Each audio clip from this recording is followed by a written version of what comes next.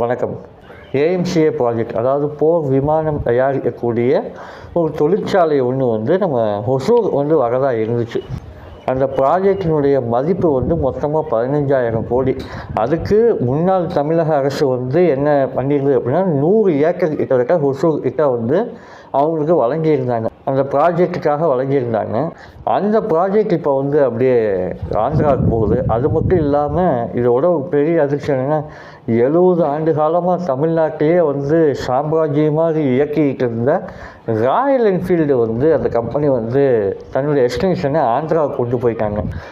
இதன் மூலியமாக கிட்டத்தட்ட எனக்கு தெரிஞ்ச சுமார் 10,000 15,000 வேலை வாய்ப்புகள் தமிழ்நாட்டு இளைஞர்கள் கையை விட்டு போயிருச்சு அப்படின்னு தான் நம்ம சொல்லி ஆகணும். நம்ம கீர்த்தனா மேடம் இருக்காங்க இல்லையா, தொழில்துறை அமைச்சர், அவங்க என்ன சொன்னாங்கன்னா இந்த வெள்ளையரியை பற்றி தான் ரொம்ப பெருமையாக பேசிகிட்டு இருந்தாங்க. இப்போ இந்த 2 கம்பெனி வெளியில் போயிருக்கு அப்படிங்கிறத பற்றி எந்த விதத்துலையுமே வாயவே திறக்காமல் இருக்கிறாங்க.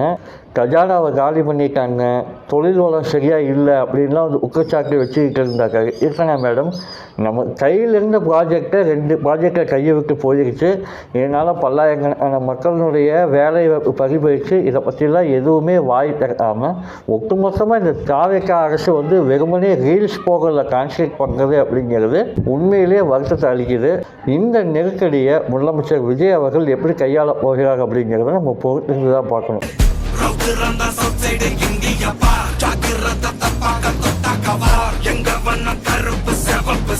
எங்க கதை அகர முதல தொட்டு தாடி கிளம்ப பிளட்